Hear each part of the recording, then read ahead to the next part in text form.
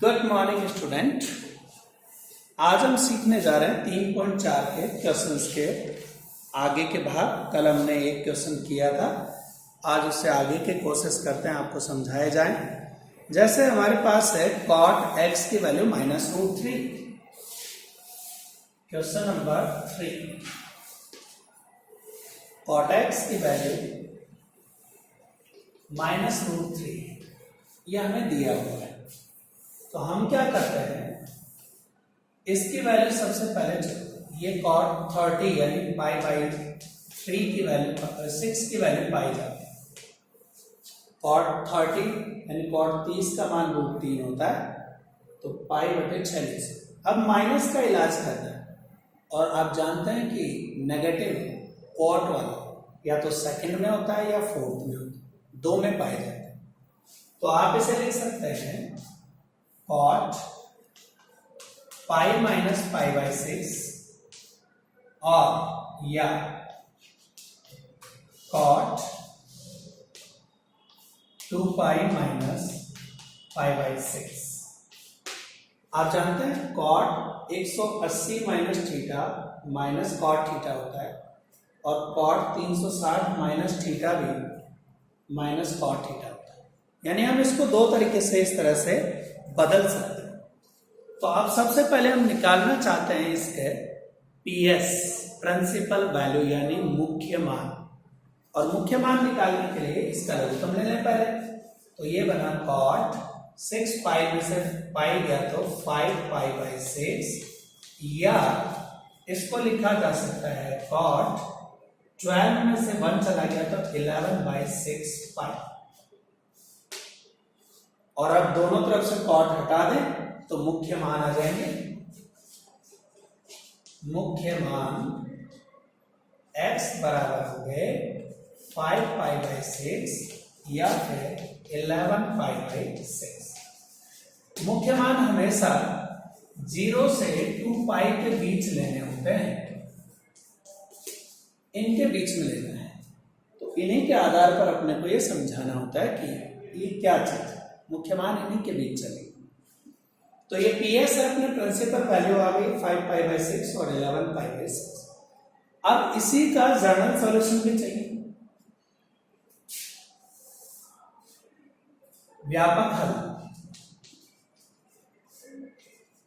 तो व्यापक हल निकालने के लिए हम क्या करते हैं, जर्नल सॉल्यूशन यानी व्यापक GS।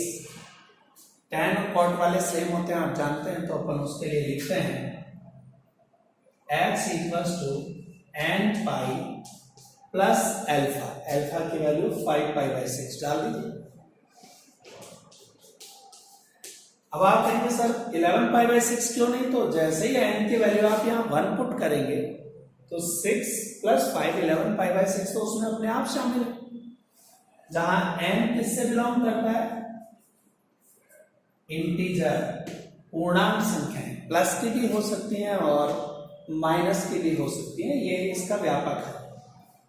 तो इस तरह से अपन किसी भी फलन का, फंक्शन का PS यानी मुख्य मान और GS यानी व्यापक हल दोनों पता लगा सकते हैं। उम्मीद है आपको ये चीज समझ में आई होगी। ठीक,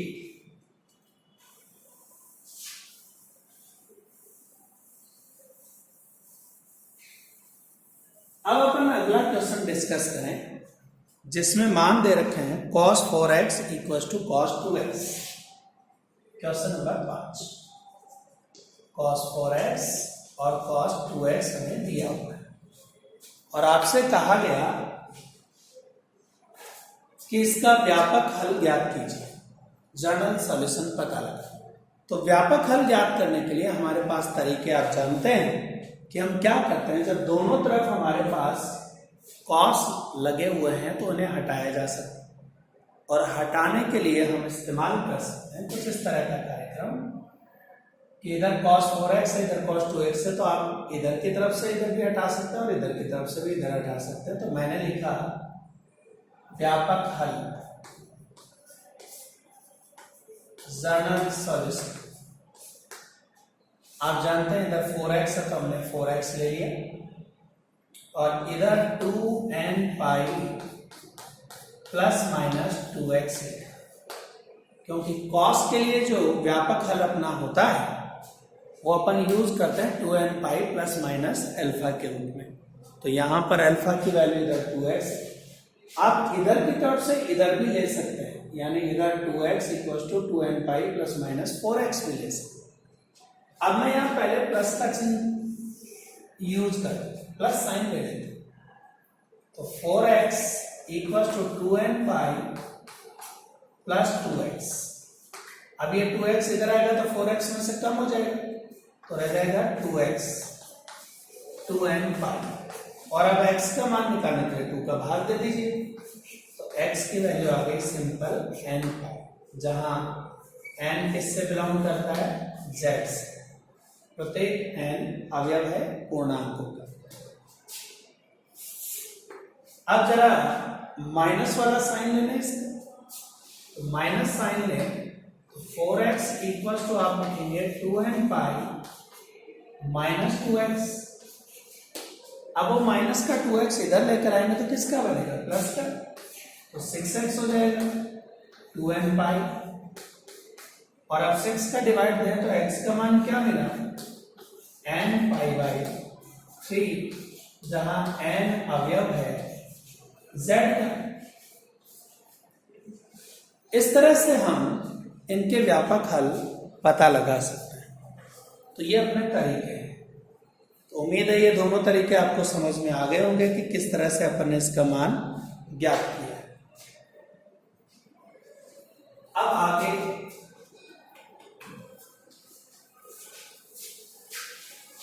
अगला अपना है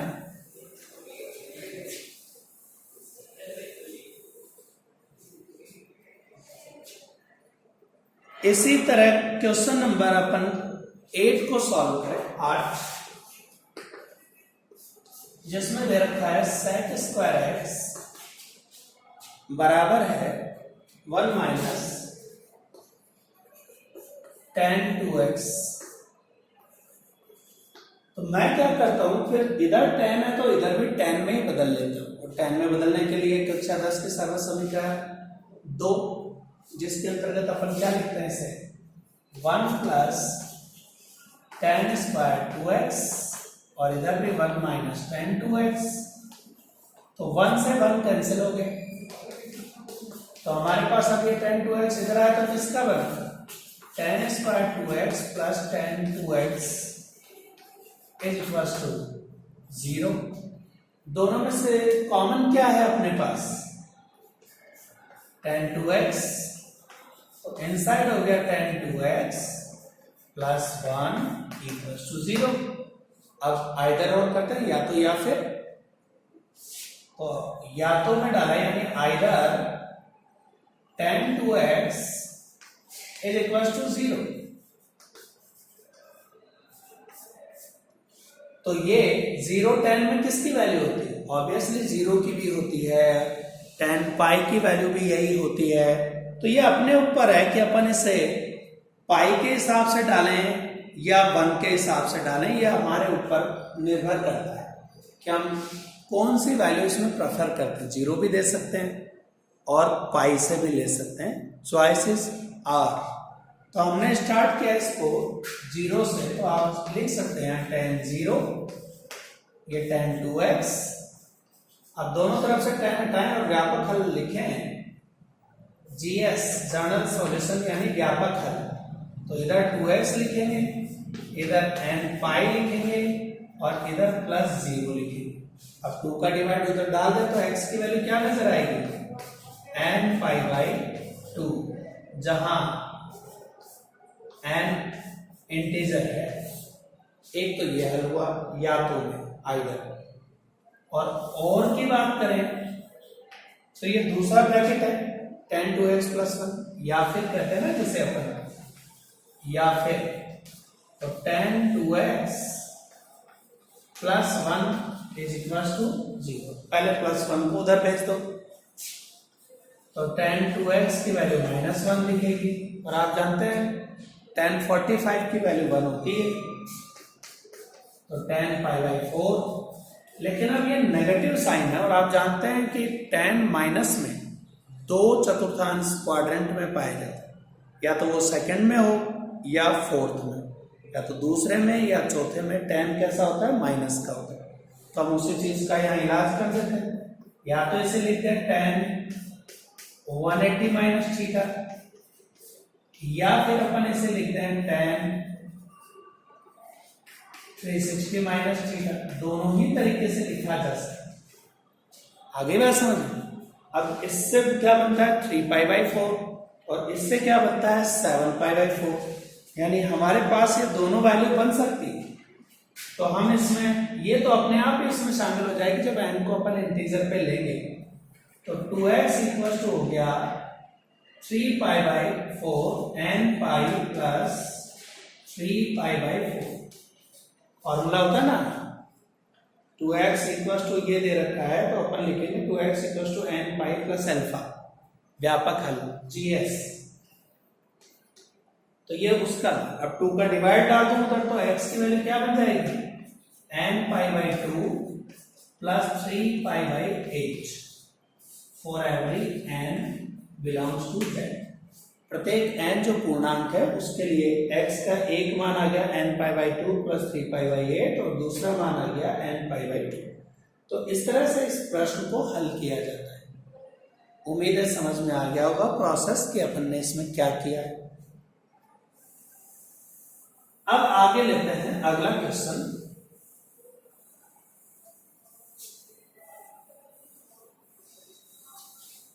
हमने चुना इसी का प्रश्न नंबर 9, जिसमें वैल्यूज हैं sin x plus sin 3x plus sin 5x is equal to 0, ये दे रहे हैं। अब पहले मैं sin x और sin 5x को साथ में कर देता हूं। sin 5x plus sin x को एक साथ में किया और sin 3x को अलग रखा। यहां पर हम देख रहे हैं sin c plus sin d की आइडेंटिटी है, और sin c plus sin d मतलब 2 sin c plus d upon 2 cos c minus d upon d plus sin 3x equal to 0, ये पहले से।